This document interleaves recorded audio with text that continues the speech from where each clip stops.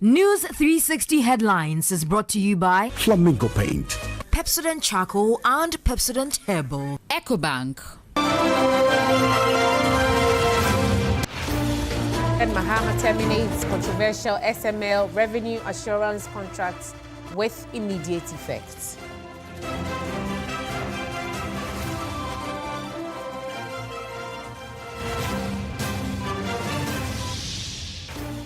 Lands and Natural Resources Minister lays new legislative instrument in Parliament to effectively repeal the LI 2462, which allowed mining in forest reserves. Also tonight, Ghana Exim Bank CEO Sylvester Mensah urges investment in Volta agro-industrial clusters to reduce post-harvest losses and boost food supply.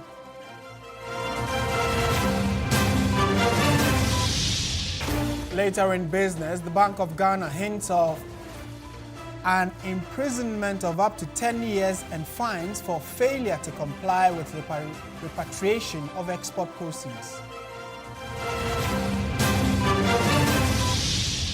In international news, a group of senior officers of Guinea-Bissau's army arrested on accusations of attempting a coup.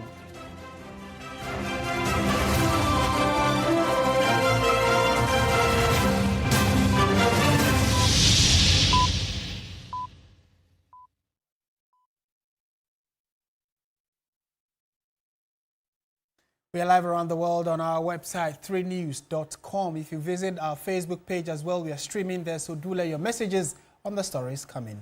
Let's bring you the details now. President John Dramani Mahama has directed the immediate termination of all existing contracts between the Ghana Revenue Authority, GRA, and Strategic Mobilization Ghana Limited, SML. This follows the conclusion of an investigation by the Office of the Special Prosecutor, OSP. The instruction from the presidency, which marks an end to one of the most contentious government contracts in recent memory, was triggered by the findings of the OSP's probe. The directive was issued as a letter from Executive Secretary to the President, Dr. Callistus Mahama, to the Minister of Finance, Dr. Kasiel Atuforsin. The SML contract, initially signed with the Ghana Revenue Authority GRA and the Ministry of Finance, were intended to provide revenue assurance services, first in the downstream petroleum sector and later expanded to cover upstream petroleum and the mining value chain. The deal attracted fierce public scrutiny and outrage after investigative reports alleged the company had inflated claims of revenue savings and questioned the legitimacy of its expertise. The contract was also criticized for being single-sourced, and some reports suggested the long-term value could reach over $100 million annually. The controversy deepened with the OSP's intervention. The Special Prosecutor's investigations concluded with a scathing assessment disputing the justifications for the deal and its value for money. The OSP's probe also uncovered allegations that over 1.4 billion cedis had been paid to SML without adequate monitoring or evaluation.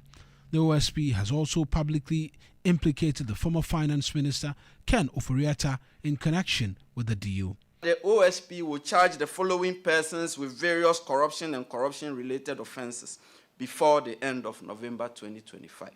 1. Kenneth Nanayao Ofori-Atta, former Minister of Finance. 2. Ernest Akori, Chef de Cabinet to Kenneth Nanayao Ofori-Atta as Minister of Finance. 3. Emmanuel Kofi-Nti, former Commissioner General of Ghana Revenue Authority. 4. Amishadai Owusu-Amoah, former Commissioner General of Ghana Revenue Authority. 5. Isaac Krenzel, former Commissioner of the Customs Division of Ghana Revenue Authority and General Manager of Strategic Mobilization Ghana Limited. 6. Kwejo Damwa, former Commissioner of the Customs Division of Ghana Revenue Authority and Member of Parliament for German South constituency. As part of the process, the OSP will seek to recover the financial loss caused to the Republic from the persons listed above. Also, the OSP will recover a total amount of 125 million cedis from SML, by way of a disgorgement of unjust enrichment of overpayment, by the return of the benefit of this amount it obtained unfairly at the expense of the Republic. Meanwhile, the Strategic Mobilization Ghana Limited (SML) has denied any wrongdoing, insisting that its operations were lawful, transparent, and beneficial to the state. SML, in a statement issued on Friday, October 31, 2025, said it had fully cooperated with all lawful investigations and called for public discussions to be grounded in verified facts rather than speculation. According to the company, its services, including transaction audit, external price verification, and downstream petroleum measurement, were performed under GRA supervision, with payment made only after results were independently verified.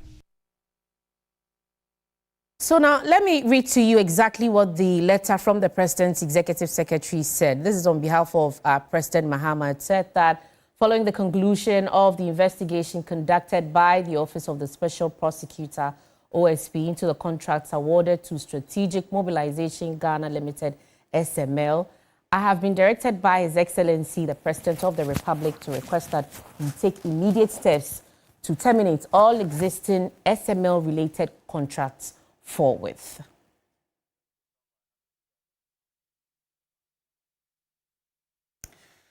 Let's shift our attention to other stories now, this time around to Parliament, where the Acting Minister for Environment, Science and Technology and Innovation, Emmanuel Amakufibua, has laid a new instrument in Parliament to revoke LI 2462, which gives the President authority to grant license for mining in forest reserves.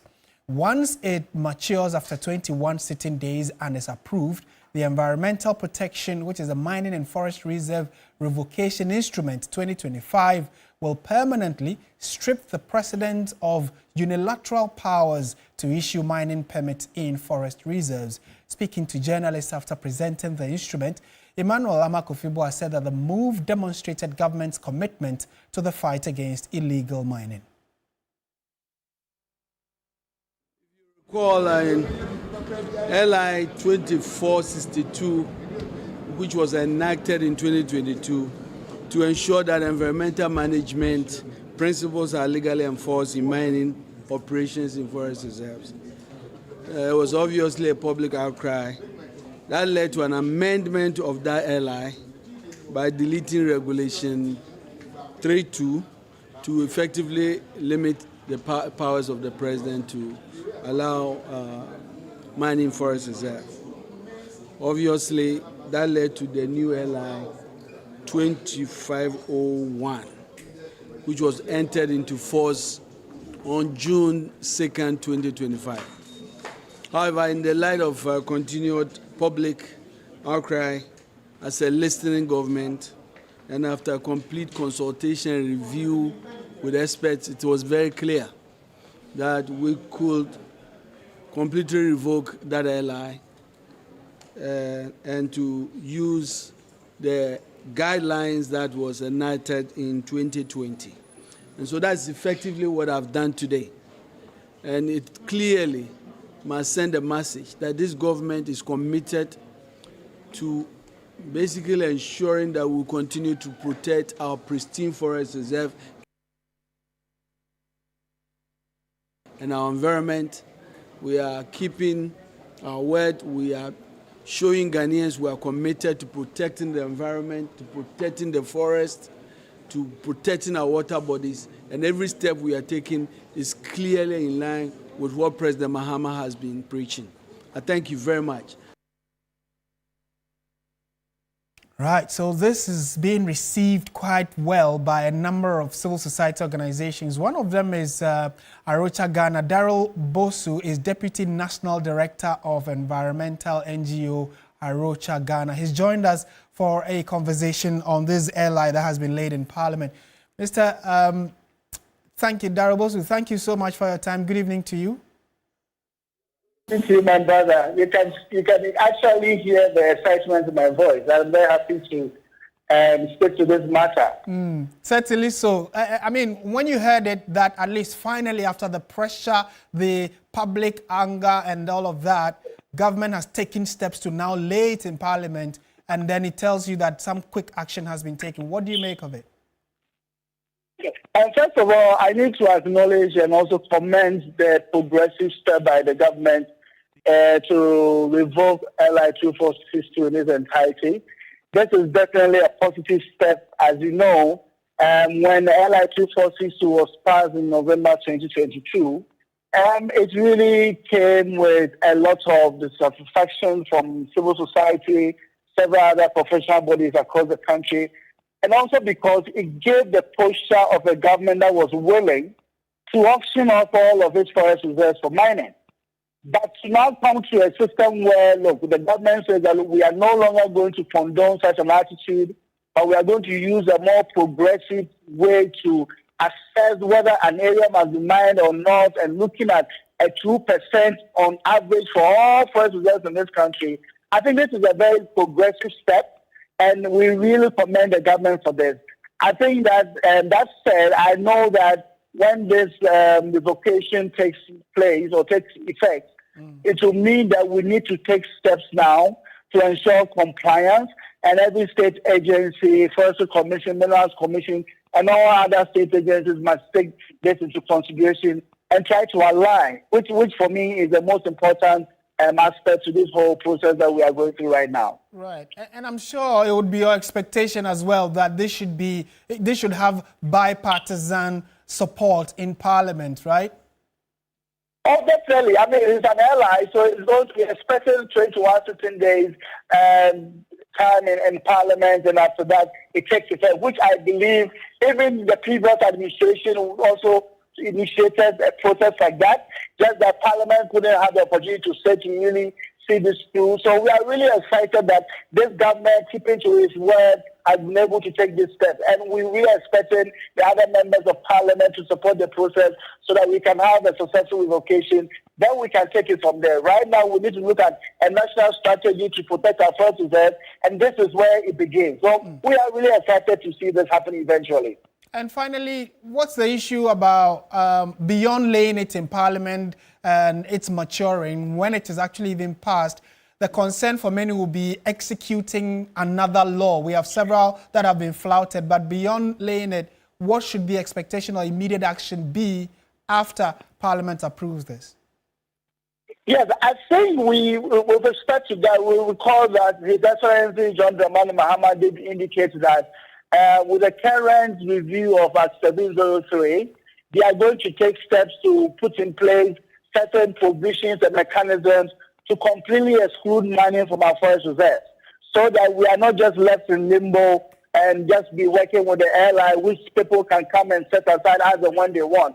So we are also counting on the current process to review Act 703, and hopefully, as the President committed to really exclude mining from forest reserve, we are looking forward to some new provisions in the review of the Act 703 to ensure that we can, in the long term, guarantee safety for our forest reserve for the benefit of not just the present, but also future generations. So we are really looking forward to the process. I think we recently reached out to the Minerals Commission for copies of the draft discussions regarding the Act, and we are going to follow through and make sure that the President's commitment to exclude mining entirely from our forest reserve is also in alignment with what is happening now. Mr. Bosu, thank you so much for speaking to us this evening. It's a pleasure. Thank you so much.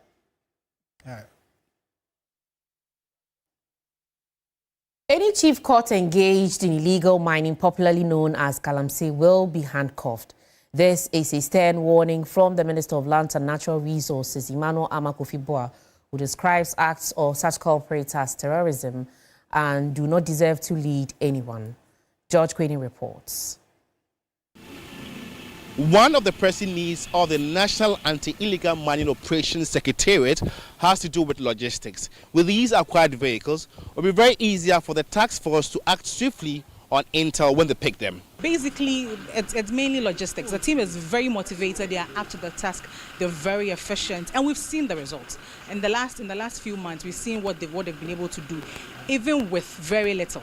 And so you can imagine that when the support comes in, you can imagine the work that they'll be able to do. According to the Minister of Lands and Natural Resources, Emmanuel Amakofibua, this logistical support is part of government's bidding to ensure responsible mining in Ghana. Just in the last few weeks, we've handed some vehicles to you. Today, we are giving you these 10 vehicles. I think in the next 2 weeks, you'll be seeing me coming with about 25 more. The request that you have brought, which is about 50 minimum, we get it for you. You've asked for computers, laptops, and other printers and other things. I'm happy to tell you they have all been secured. And for traditional authorities that are allegedly engaged in illegal mining, this is a warning from the sector minister. Respect our chiefs. But we are getting to a place where if we are caught engaged in illegal mining, we'll handcuff you with your clothes. Any chief, with all due respect, I am one that is respect chief so much, who does not believe that our survival depends on our water bodies and our environment, and will be complicit in this act of terrorism, does not deserve to be leading anybody. Hopefully, in ensuing weeks, the Secretariat will take delivery of more logistical support to enhance the operations. George Queenan, TV3 News, Cantonment, Accra. Let's go back to Parliament because the minority in the House is demanding clarity on the source of funds for Gold Board's operations. The caucus says although the government previously announced an allocation of $279 million to kickstart the board's activities, a right to information request reveals that the Ministry of Finance has not made any financial releases to the board since its establishment. This, the minority says, raises serious questions about how the institution is currently being financed. Addressing journalists in Parliament earlier today, the chairperson of the Subsidiary Legislative Committee, Patrick Boama, called on the government for full disclosure. So finally, I got a letter from the Ministry of Finance, dated the 29th of October. 29th of October is just 2 days ago. And the letter was signed by the Chief Director of the Ministry. And the Ministry said in simple terms, I'll give you copies, I'll forward it to you, that the Ministry has not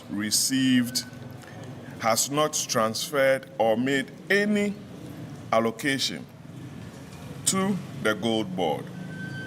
So now question now is, how is the Gold Board being funded? That is very, very important. Is it from the central bank?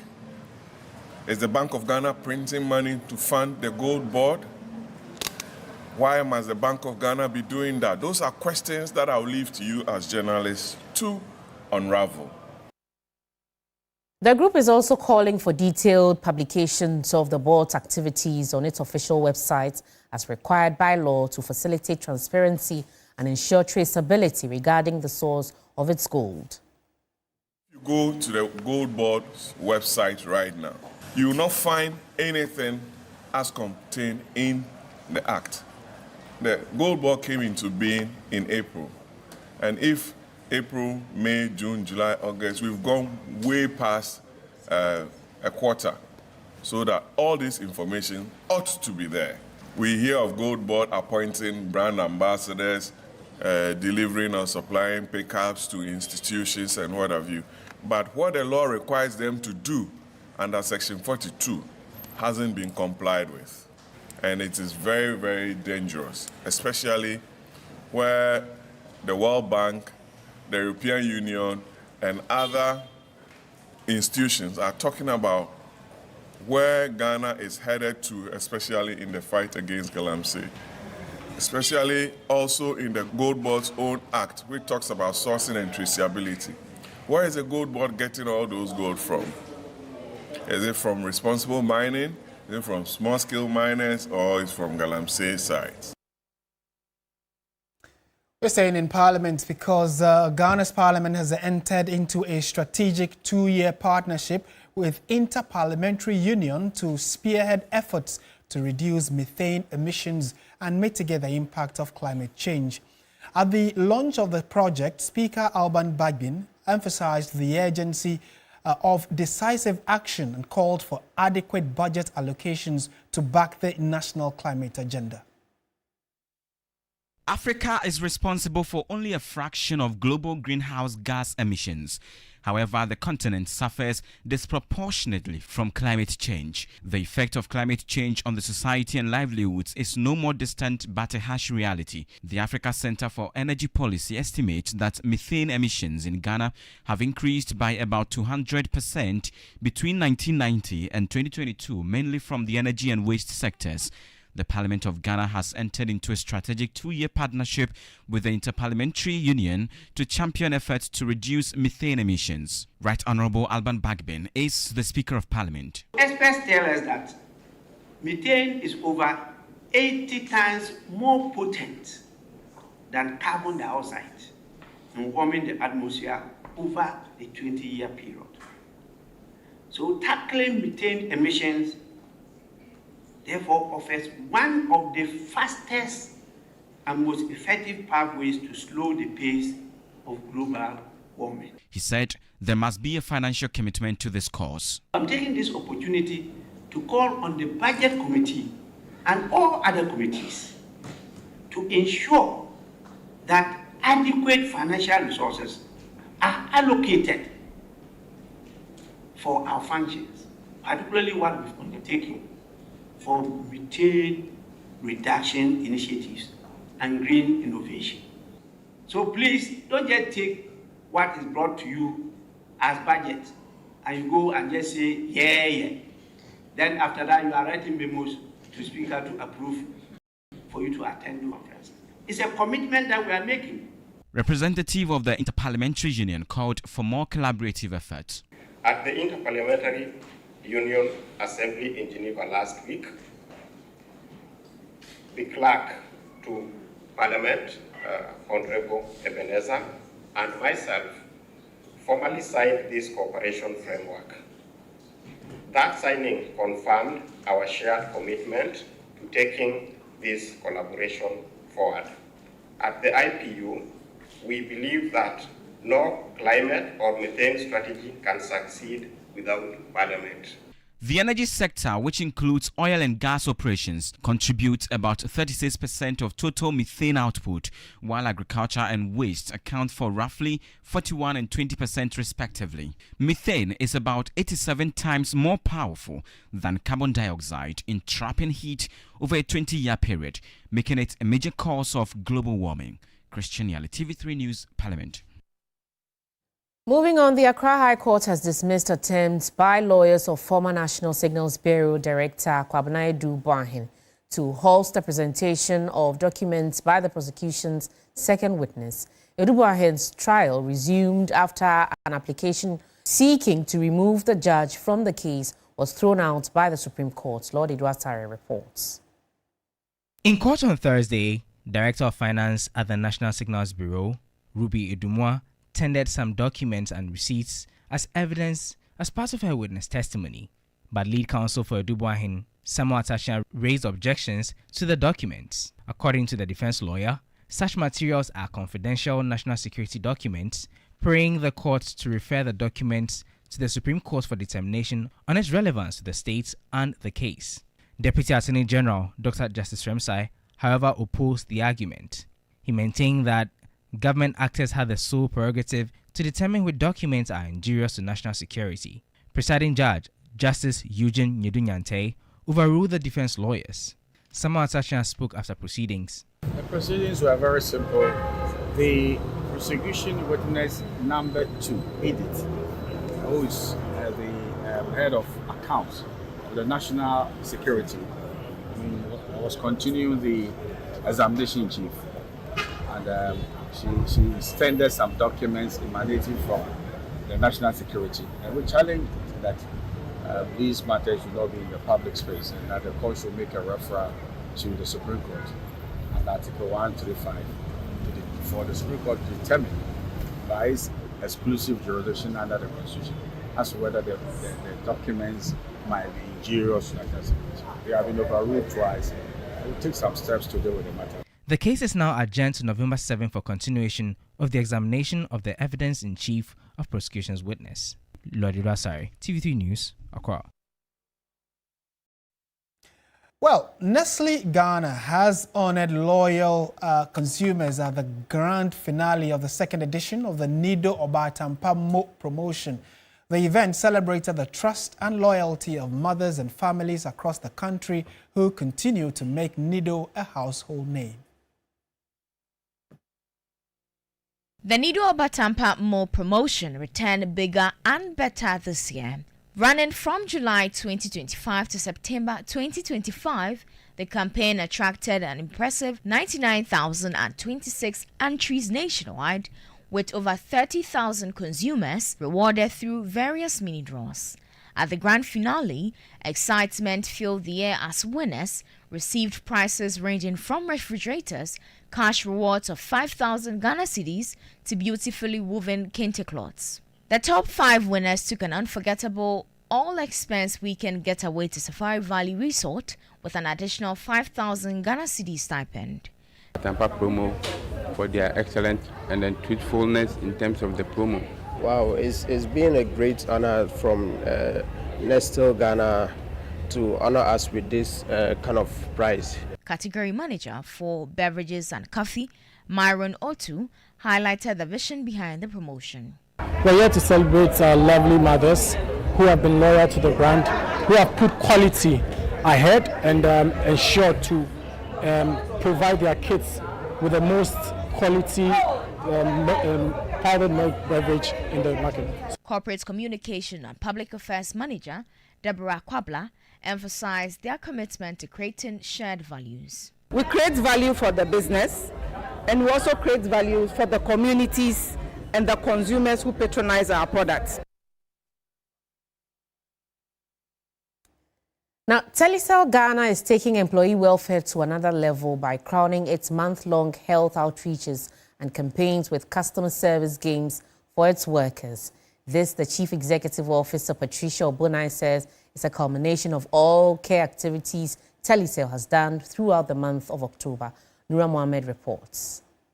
A 5-kilometer health walk in the early hours of the morning to a plethora of exciting games including lime and spoon, sack racing and weightlifting, employees of Telecel Ghana displayed their fitness prowess at the Ghana Armed Forces Sports Complex. The company's Human Resource Director, Rachel Apinting, explains the essence of the games. Because the month of October is October Care Month, we've looked at things such as well-being as part of it and as care. And we've also been educating a lot of our employees to really look after their health, taking time to make sure they exercise a bit every day. The whole of this month, we've also been competing by walking, trying to see more people who are exercising and walking more. And today is bringing all the teams together. After coming second in the women's lime and spoon competition, Chief Executive Officer of Telecel, Patricia Obunai, shares her excitement and speaks about some of the outreach activities carried out. We believe that it's not enough to ask people to come to work, give them KPIs, deliver on business growth.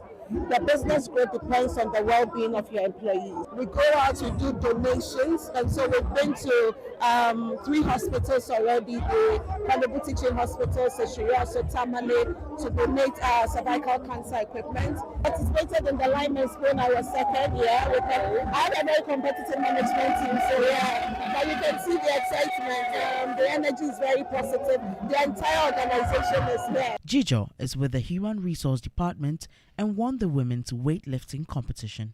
After 30, your bone starts getting weak. So it's best to at least lift once in a while, and I do that regularly. It's a good program. I've been here for a couple of years, and every year Fusion has become better and better. There are lots of activities, employees bond. We meet people that we've been speaking to over the phone and virtually here, and then we get to interact and network. So it's something Telecel is doing great, and I wish we continue. The Chief Executive Officer of the Ghana Exim Bank has called for investment into establishment of storage and agro-industrial clusters in the Volta region to reduce post-harvest losses. Speaking at the 2025 Volta Economic Forum in the Volta region, Sylvester Mensah said that the region has the potential to become a reliable food supply source for both domestic and export markets. Beyond its agricultural wealth, The Volta region is a major tourism hub in Ghana. It features the Vli waterfalls, which is the highest waterfall in Ghana and among the tallest in West Africa. It also boasts Mount Afajatu, the highest mountain in the country, which provides panoramic views and a rewarding hiking experience.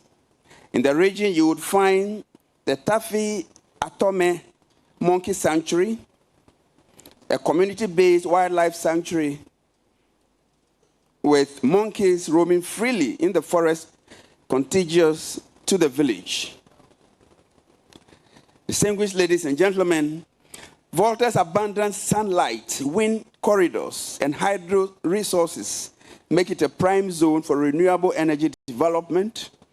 Small hydro and solar projects can not only power communities, but also serve as a catalyst for industrial activity. This is News 360. We have business news coming up next. Stay with us.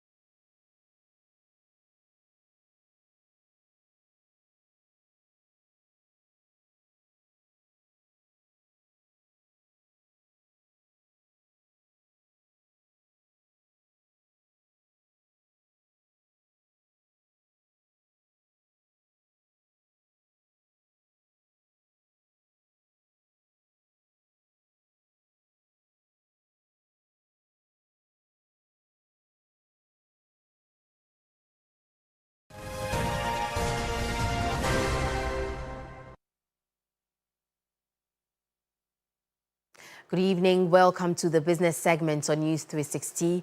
My name is Menu Aful.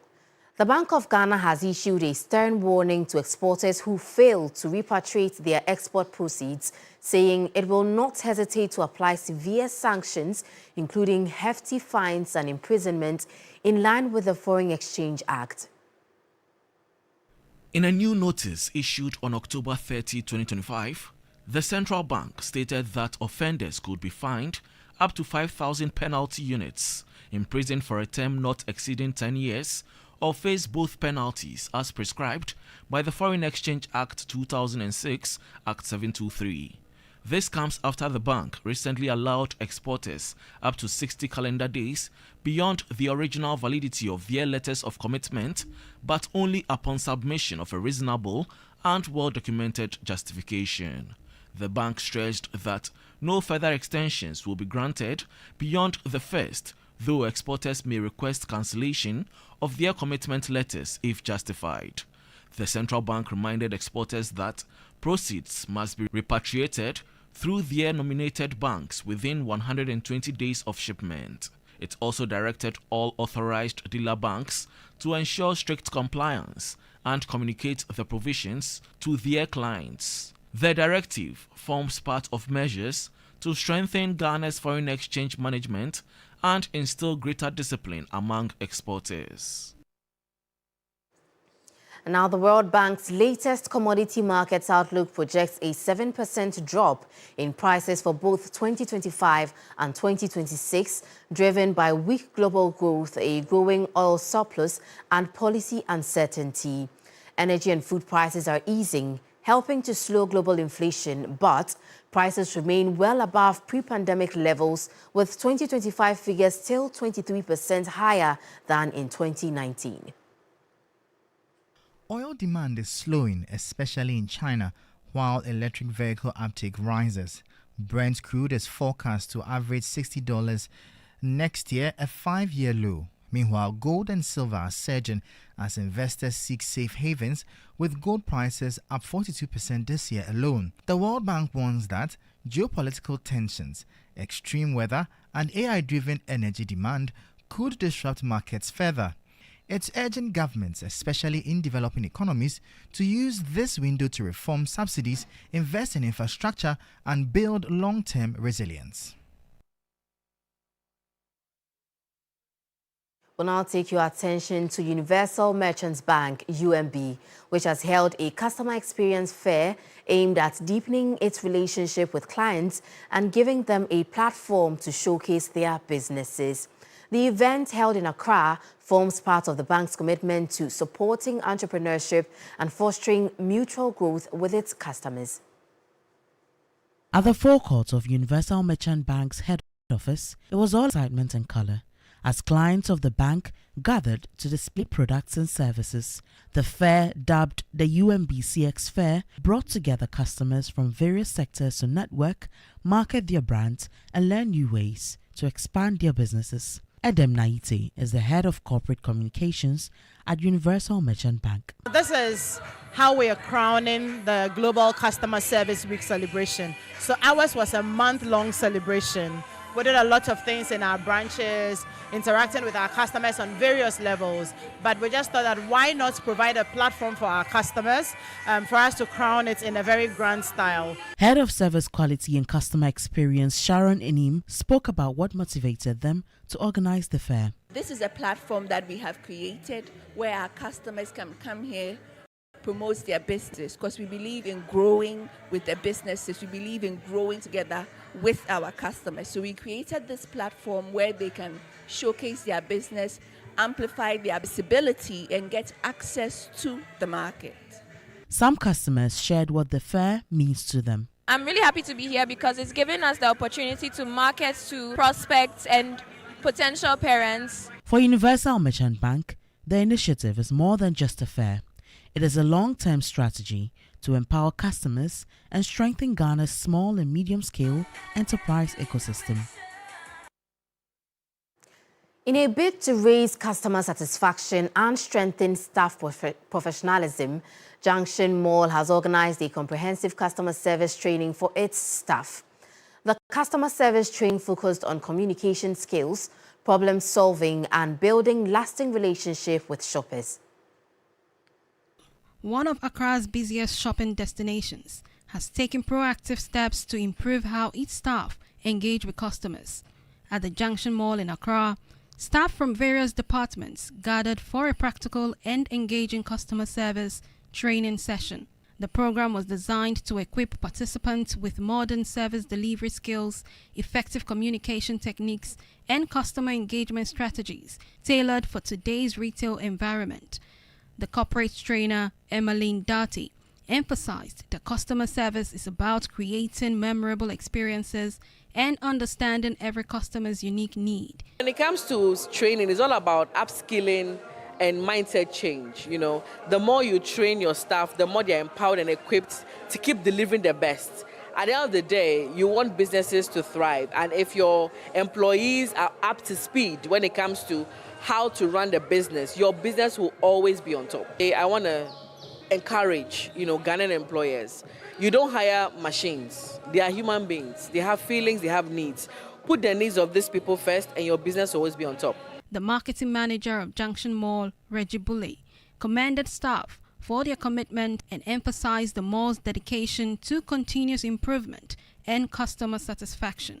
We do this annually to train our staff, for them to understand what's happening in the customer world in terms of how to relate with customers. So we train our customers to be abreast with the current trends in the customer service delivery. Participants described the session as insightful. We'll end the segment with updates from the forex and commodities markets. I am Menu Afol.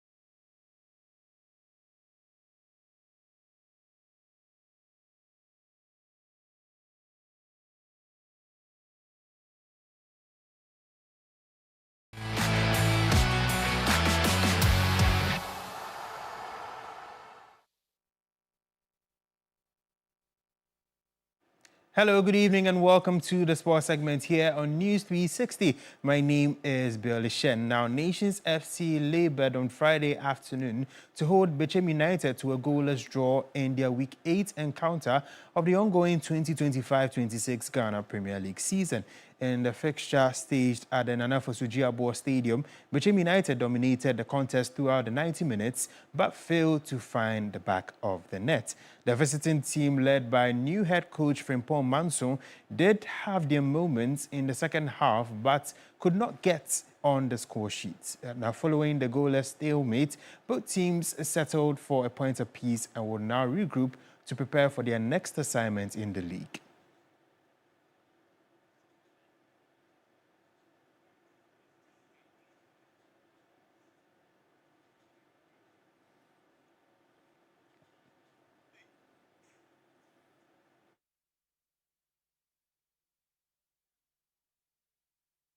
Moving on to our next story, a 17-year-old second-year college student, Fideus Bukariche, has risen from humble beginnings in Kwekuma to become an African arm wrestling champion, winning medals for Ghana at the African Games. She balances academic work with intense training, overcoming challenges and sacrifices to chase her dream of becoming a world champion.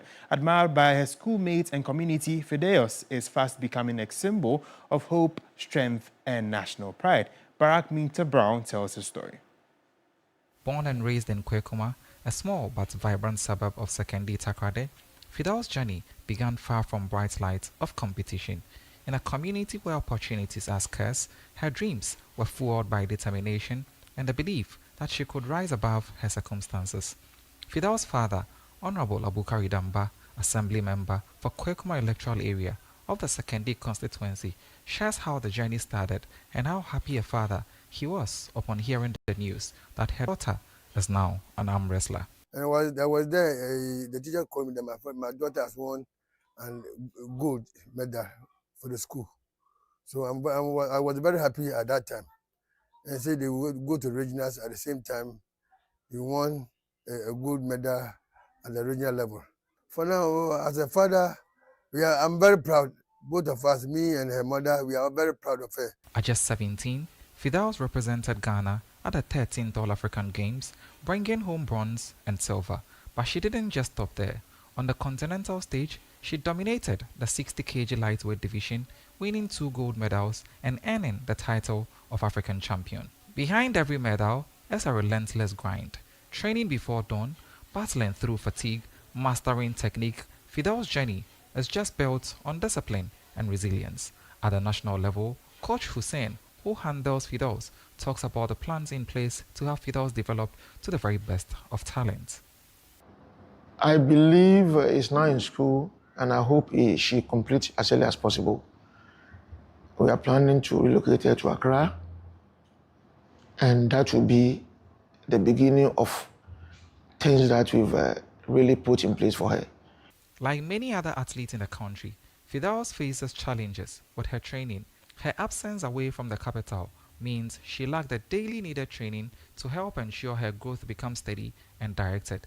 Fidelis sees this as a great challenge to her growth. When it's time for sports, I will leave the school and go to camp for like 3 months, 2 months without learning. So I'll be there training. So when it's a training time, we'll be going a morning, afternoon, and evening. When I also come to school, it is difficult for me to write exams. Balancing school and elite sports is no simple task. The journey has not been smooth for Fidelis. Balancing exams with tournaments travel, sore hands writing notes, fatigue pulling against her ambition. From humble beginnings, she fights for every opportunity through challenges. Her achievements have transformed her school into a cheering family. Here at Secondary College, she isn't just a student, she's a symbol of hope and possibility. I'm so happy to have someone like this in my class, and I'm praying like she will continue to work hard and go forward in life, and I'm really proud of her. From the streets of Kwekuma to the podium of African champions, Fidelis Bukariche's journey has only just begun.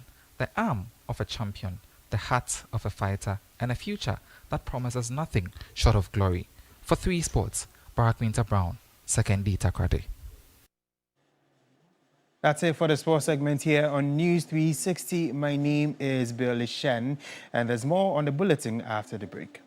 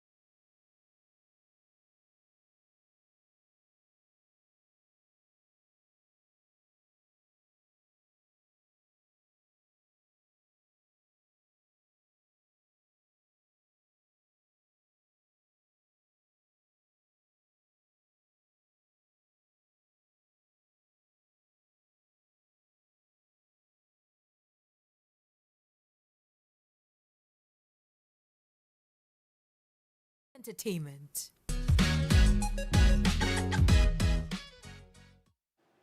Well, good evening and welcome to the Entertainment News segment here on News 360. My name is Noella Donko.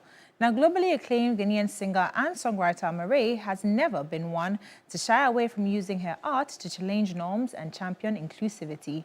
In a recent interview, the Sad Girls Love Money hitmaker opened up about her mission to amplify the voices of marginalized communities, especially queer youth and underrepresented groups across Africa and beyond. I use my platform to advocate for queer kids and underrepresented, Amaarae said, explaining that her music and image are intentionally designed to create space for those who often feel unseen or unheard. Representation matters. When I was growing up, I didn't see a lot of people who looked like me or expressed themselves the way I wanted to.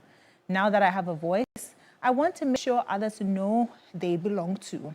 Amaarae has carved a niche as one of Africa's most progressive artists. Now, through her work, she has consistently blurred the boundaries of gender, sexuality, and style, sparking important conversations about freedom of expression and identity in African music culture.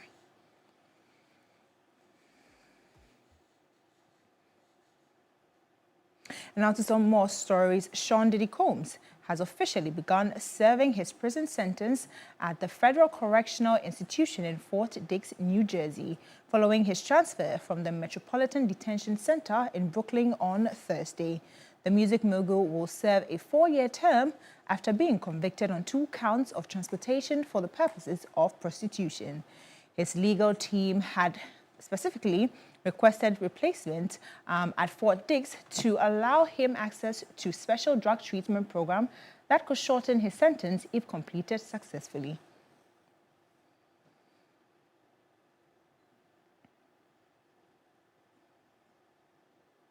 And before we go, Canadian rap superstar Drake has filed a fall notice of appeal to challenge the dismissal of his defamation lawsuit against Universal Music Group over Kendrick Lamar's Grammy-winning diss track, Not Like Us. And that'll be all for the Entertainment News segment here on News 360. My name is Noella Donko. It's now time to bring you some international news. A group of senior officers of Guinea-Bissau's army have been arrested on accusations of attempting a coup. Deputy Chief of Staff of the Armed Forces, Mamadou Karuma, said on Friday that General Dahada Nawana, Commanders Domingos Nanke and Mario Midana were among senior officers of the armed forces arrested on Thursday in their homes in the capital, Bissau. Coup and unrest have been common in Guinea-Bissau, located in West Africa since independence from Portugal in 1974. According to President Umaru Sissoco Embalo, there have been 2 attempts to overthrow him during his presidency, the latest in December. China's Shenzhou 21 space rocket and its crew, including the youngest member of its astronaut corps, blasted off on Friday atop a Long March 2F rocket from the Jiuquan Satellite Launch Center in northwest China. It was the 7th mission to the permanently inhabited Chinese space station since it was completed in 2022. And that's how we bring the bulletin to an end. It's been a pleasure coming your way. I am Martin Asiedu Date. And I'm Aisha Yakubu Khalid. Have a lovely weekend.